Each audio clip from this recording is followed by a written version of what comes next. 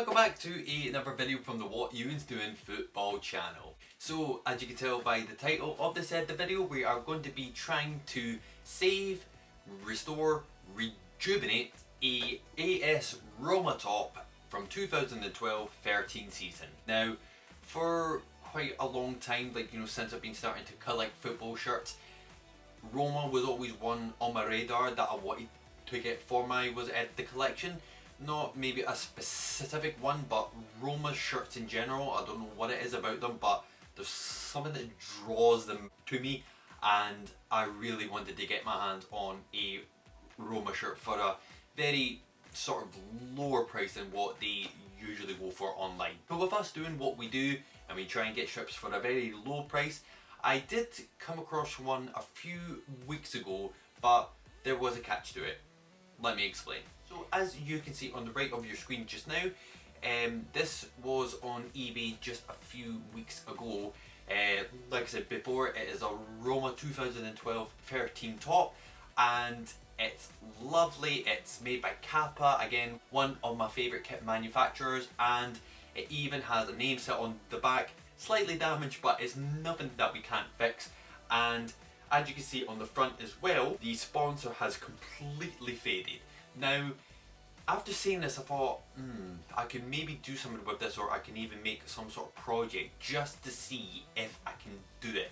So then, if we do come across football strips that I've got no sponsor completely, that kind of changes it up a wee bit, because it then enables me to buy more strips even if a sponsor has faded off.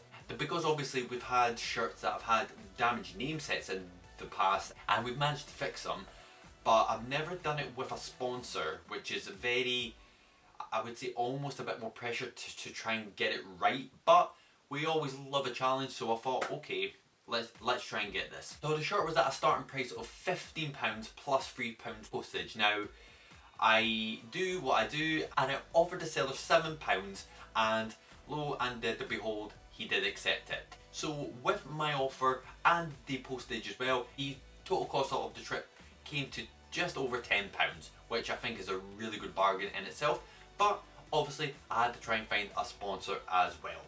So I did a bit of research online, and it was actually my good friend Alan, who is my co-host as well on the Since I Was Young podcast.